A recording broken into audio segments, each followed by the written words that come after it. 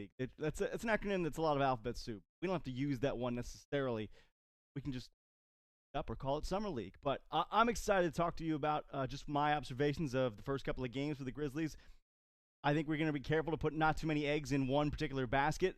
But for the most part, it's certainly been a fun watch. It's awesome that they're getting to do, a little bit of Grizzlies focused stuff, being in that Salt Lake City League ahead of normal Summer League in Las Vegas. And that's been cool to me, the fact that they get to be on national television. I'm enjoying the fact that Zach Edey is there. But Grizzlies fans don't come to the table without expectations, right? I think people come with a lot of nerves. I think they come with a fair amount of hesitation, but optimism, guarded optimism, we'll say, for Zach Edey. I think that if they watched on Monday night with his debut, they were impressed, I think, with the way he handled things. I wouldn't say necessarily he blew anybody away, although if you check Twitter, not always the best barometer for how people truly feel. Twitter was ablaze in a wash of positivity. So that was fun. I love getting to see all the accounts that are Grizzlies supportive and Edey supportive back them, in particular, based on that performance. And it's funny because, people who live in Memphis, we talk about this. The Grizzlies are a quote-unquote a small market franchise. Memphis is kind of overlooked, I think, in larger teams, larger market teams, NBA. Grizzlies, I think, really play with a chip on their shoulder and feel so they are one of those teams that consistently has to earn their respect. And when you put together the strong-voiced Grizzlies hive and you pair that with a Zach Edey hive that has spent years trying to prove to people that he's going to be good, boy, that comes to a very explosive head, especially when you get to a positive game like this one. So much to celebrate, I think, for Zach Edey, his Summer League debut. Again, 3 games in 3 days. He didn't play the games in the second or third day, resting an ankle that he turned at one point during the game. It wasn't as though he was the only Grizzly rested for those couple of games, but taking every precaution to make sure that he's available for the rest of summer action start in Las Vegas weekend. And I'm interested to see what people think of Zach Edey overall. My first thought on Zach Edey was good and bad. I would say that I think I saw all the things that people were talking about. I saw more of the positives that people were pumping up than I saw the negatives. When you go into the NBA draft, people start talking up the negatives so much that they kind of overshadow the positive elements where they're kind of buried in the background. I think I saw both of Zach Edey. I saw the things that made people skeptical of drafting him where the Grizzlies drafted him, but I also saw the things that made them draft him where they drafted him. I thought, for the most part, the parts of his game that people questioned certainly exist, though they existed in small doses, and the stats are a little out of whack for a Summer League game. We're not going to be here to champion Summer League stats or even Summer League team records. Right? We've seen both of those to be fallacies. But just watching the play and trying to judge, have a little bit of context for just what everybody else in those situations does. And I think it does say something for him that he got 14 points, 15 rebounds against a guy like Walker Kessler, his first action against at least some guys who have had a taste of NBA-level competition. The things that I think stood out to a lot of people were the fact that he did protect the rim times, obviously, when he was play in drop coverage, the help defender against guards who were driving, came away with a couple of blocks, which is great. We'll see as teams test him. He can do better high post or out onto the perimeter in a particular situation. I don't know how exotic the schemes are going to get in Summer League. I think not the idea for a lot of these teams. But to the point of people who said, kind of raw, not sure if he's going to have the athletic ability to keep up with, NBA caliber bigs. I think to that I would say, look, you saw what you wanted to see. And that is, there's a time when, with a couple of seconds left to go in the game and the Grizzlies down by 1, he bricked a game-winning dunk off the back of the iron. That's obviously, I think, demonstration of maybe his exuberance getting the better of himself. Came right back the next play with a critical overtime forcing tip in on a free throw where honestly Utah did a lousy job of boxing out. Not that there are any guys who can hold him down, but if there's one situation in which you've got to stop the guy who's 7'4" from getting a rebound tap in, that would have been it. And I can't imagine the Utah staff was too happy with that result. But you also saw, I think there were some times where he got a pass in the post down low. If I'm remembering it correctly, it was one where he got it from across the lane on a bounce and didn't quite catch it cleanly. Had to kind of recover it and then put it back up. So I think there are instances where you see him, and it's not as though he's out here, being Al Jefferson. Right? He's not that smooth with the basketball in hand. But I think the hustle rate for him is huge. I'm not saying that's anything more than confirming what we've already thought of him, which is think that he plays hard, right? He went for a loose ball, and putting all 7'4" of him on the ground for a loose ball is actually feat. I'm not saying we need to congratulate him for it, but he confirmed that he is willing to, go and lay out, right? He is willing to make the second efforts. Got himself a nice dunk on top of Walker Kessler because of an offensive rebound that he went after, I believe, after either a shot or a partially blocked shot.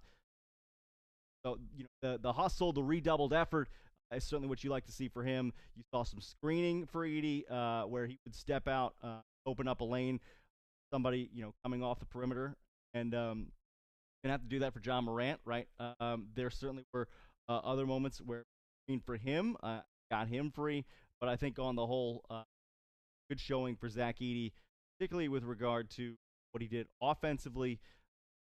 I think, qualms about where he's going to fit in the Grizzlies offense, especially one that plays at a faster pace. And yeah, that he got down the court a couple of times on fast breaks where he was largely surprisingly uncovered from that. But I think what I appreciated more was the fact that he had some patience when he was in the post. Got one opportunity early where caught the ball mid-post left and at his back to the basket, being on that side of the lane, he saw Gigi Jackson, I think, make a cut toward the basket. I mean, sprinting to try and get a potential feed for alley-oop or even a layup. I think at that point he'd already started the game with 2 alley-oops. And Zach did not hit him with that pass because either he wasn't ready for it or because he didn't think he could make it. The same thing, and Gigi was comically upset about not getting his third straight opportunity at the rim. But I think what was more important in that play, because I thought it was not an issue, but I didn't see the whole play, live. Thought, maybe he had a chance to hit Gigi. Opted for a 3, but what he did do was, rather than hitting Gigi, he used, I believe it was Cam Spencer, coming off of a screen. No, it was LaRavia, I think, screen, where Scottie Pippen set a little screen with a hip check to get LaRavia free on the perimeter, and Edey made sure he found LaRavia for that open look. So it's not just Edey passing up an opportunity for look at the rim. It's the fact that he was A, assessing that he had another option, and B, leaning into that option based in part on the fact that LaRavia is coming off that screen that Scottie Pippen's setting. So he's leaning into his teammates' execution in order to make something happen, and all he had to do was be patient, keep his eyes open for it. So I loved that part of it. I thought that part probably was a little bit underrated compared to some of the other things that you probably seen. I thought his footwork was a little messy in the lane. I'm not a footwork guy, but there were a couple times where it looked as though he might have moved the pivot foot and gotten away with a traveling call. Maybe that's me needing to watch a little more of what they do and what they don't call in Summer League and not having the right context. But I thought his footwork certainly could have been better in terms of just the way he handled space 10 feet and in against guys like Walker Kessler who were defending him. Did make some baskets from that range, right-handed hook shot, left-handed hook shot over both shoulders. But I'll be interested to see if through the rest of Summer League and really through the course of the season, because that's when it affects player development. I'm interested to see whether or not his footwork gets a little bit cleaner. Was just overall, I think, of the passionate pursuit of the basketball for Zach Edey.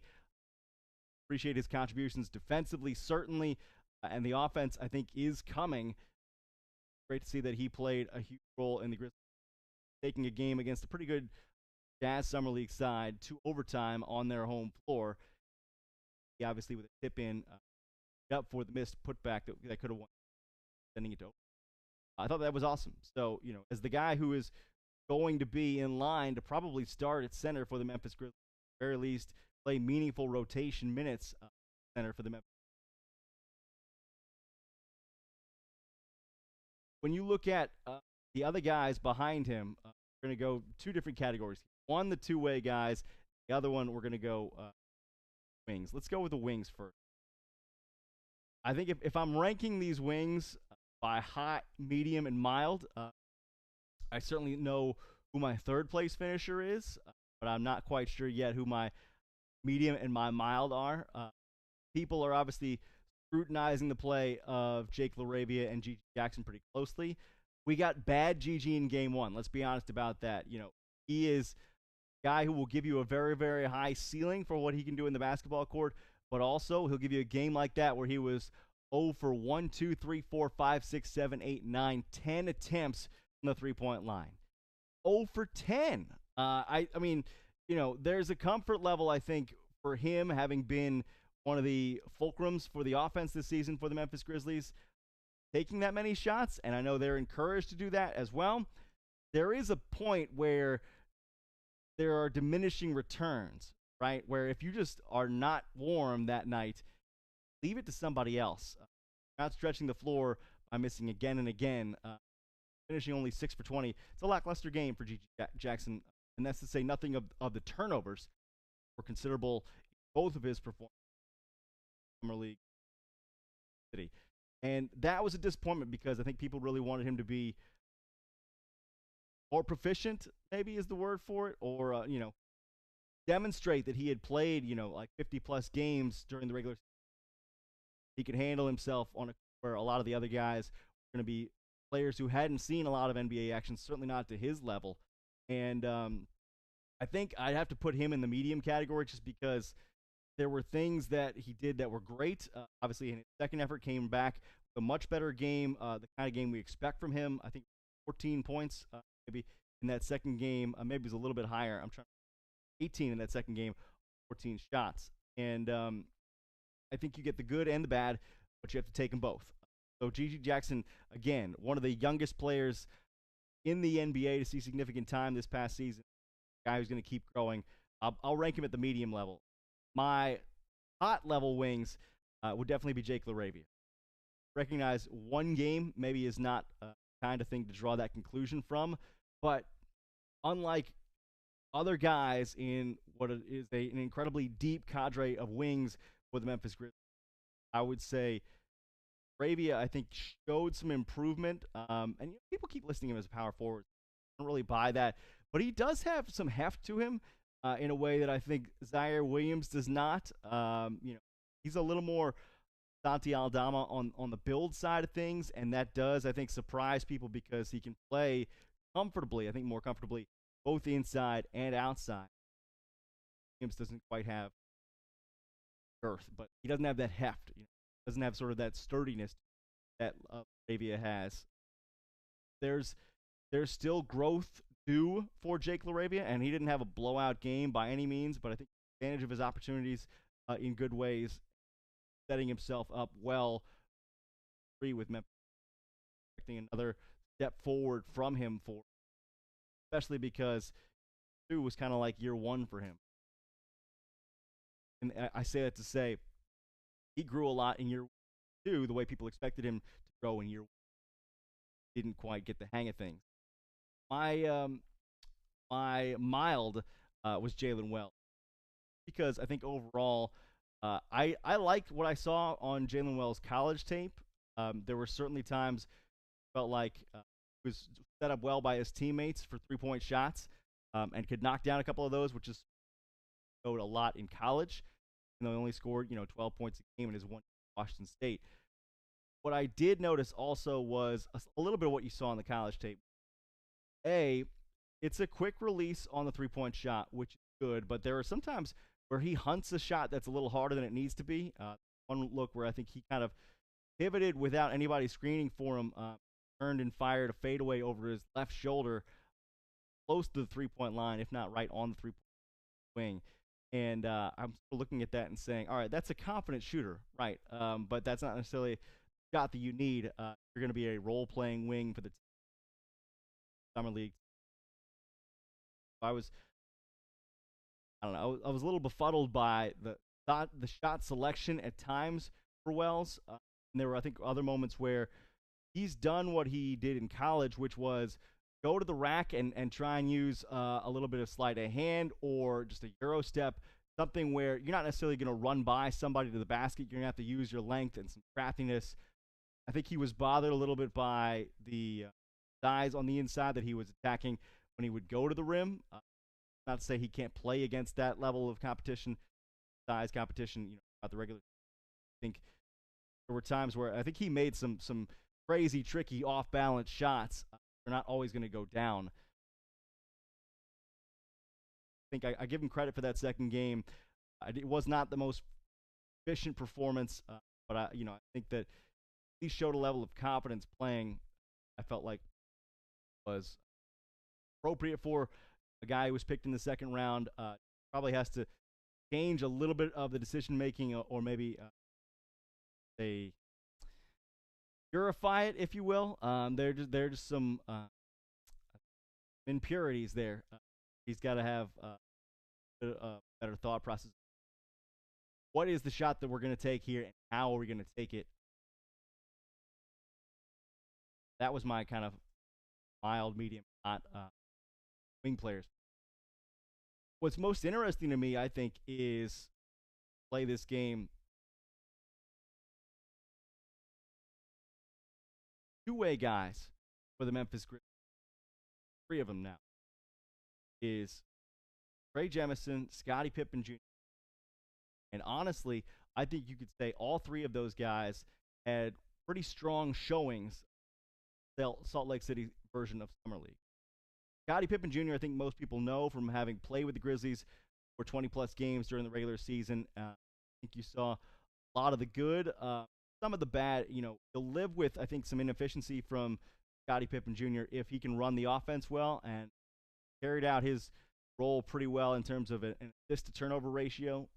Definitely a guy who can also fill it up. Proved that at Vanderbilt. He is proving that for the Memphis Grizzlies limited action he saw last season. But I think I like the upside for Scottie Pippen Jr., even if he spends a lot of time this year still in South Haven. We'll have to see kind of what the future holds for him. I did appreciate Trey Jemison. I kind of see second version, a 2.0 of Xavier Tillman in him. Maybe a little more athletic ability, maybe a little more explosive ability. But I think especially because he played all 3 games, and the third game was kind of his showing out performance. Went 9 of 12 playing in the third game in 3 days, which is something that NBA teams never do. I think that speaks well for the role he can play, depth in the front court for the Grizzlies. Again, might spend a lot of time as body down in South Haven and back and forth. But I was surprised, I think, and I'm not sure why, saw it throughout the NCAA tournament, but I think the proficiency for Cam Spencer was, I think, what was appreciable in his debut. I think especially in that second game, the distribution he had on a lot of different plays where he would find open teammates in situations where they were very comfortable taking a shot or a shot was about to be available for them. He got them the ball when that was coming open. That was a surprise to me, pleasant one. I didn't want to say necessarily that I didn't expect that Cam Spencer could do those things.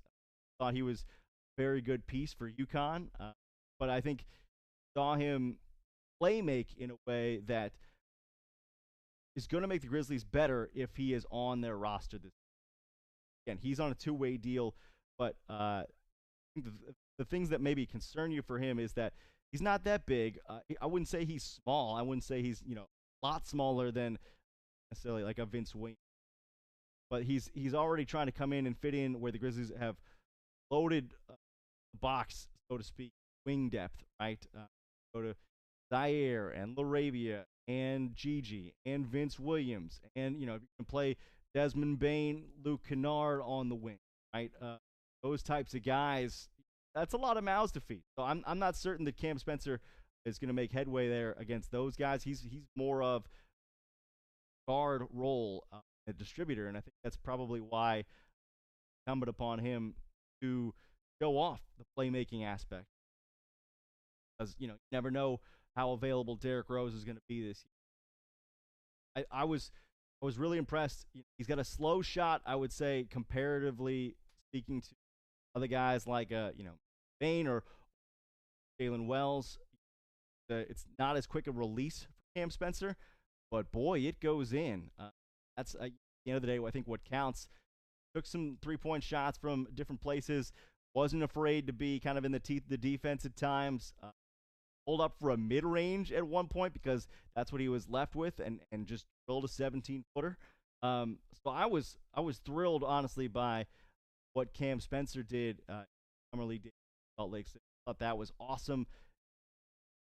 I was trying to think of, I don't want to say the words on the air, but Mary Kill Blank, right? I was trying to think of a way to sort of make a three-way decision on those guys who are all on two-way deals. It's I think people can have fun messing around with that throughout Summer League, and certainly you could do it for Grizzlies wings because they've got enough depth that we're kind of mess around and play with the combination. But I think, I have questions for the season about the kind of depth they're going to have at center. Maybe you think Trey Jemison is going to be kind of that low-budget Xavier Tillman guy. I think you probably don't make that call yet. I think what would worry me more, not that it can't be done, but because you've got two older backup guards, one of them who's going to probably play a starting role off guard in Marcus Smart and Derrick Rose. I think that the performance of Scottie Pippen Jr. is going to be fairly harshly peaked, spotlighted during the Summer League, and people are going to kind of wonder whether or not he can be a guy who's converted from a two-way deal, replace Derrick Rose. Certainly I think that's probably right now the hope in the long run, although I would say also maybe you can't do it just yet.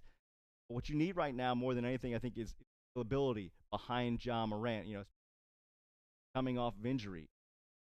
Scottie Pippen Jr., who have played the way he has played both in Summer League and in 20 or so games he played for the Grizzlies here, I think probably is a guy who at some point could be converted to a full contract for the Grizzlies. But Cam Spencer, I think, is also in the running there just because if he gives you both the shooting and the playmaking, that's going to be hard to deny. I'm not saying that he's going to be all world necessarily, and it would certainly be a risk for the Grizzlies them to say, we're going to step away from Luke Kennard and we're going to trust our shooting, our floor stretching to a rookie. I'm not sure that they make that call soon, so to speak.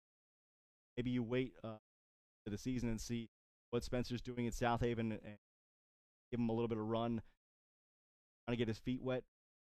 Yeah, at that point, not getting shooting wings as well.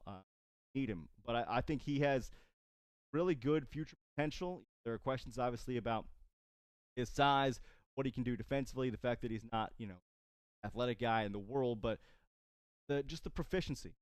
Where'd I go back to? That's what impressed me the most. I think I would say between those three guys, I'd say if you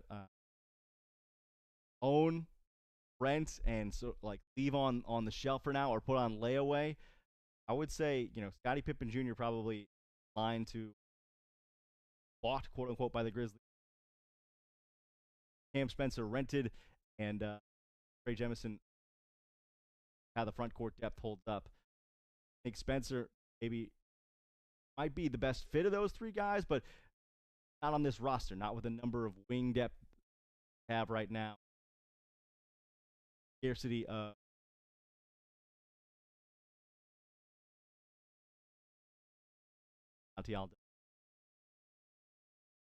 feel like that's enough in the front court. Jemison, got Clark and Jackson, Edey and Aldama available. But I'll be interested to see just how it all works.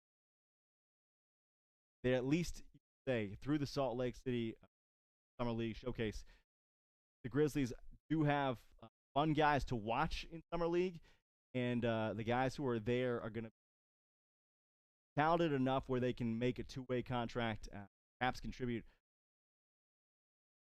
It is.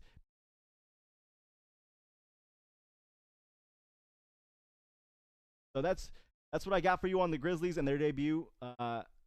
If you want, please please subscribe this YouTube channel and get notified whenever we put out new episodes. Going to try to put out at least 2 a week during the summertime. We're going to do a lot of different things here on this channel. We're going to do some Memphis focused things. We're also going to lean into women's basketball and the UFL. Come up, a lot of stuff happening with those two in particular coming up in the next few weeks. UFL is going to have their college draft on July 17th. NBA All-Star game coming up next Saturday. That is July the 20th. And fun. Should be a lot of fun to talk about both those things with you. Please share this around. Go and like the tweet where you find this. Find it afterward. And yeah, I'm Tyler Springs. Appreciate you keeping us company today. Do your best. Get some rest. I will as well. So will the Memphis Grizzlies Summer League teams. We'll be back in action soon.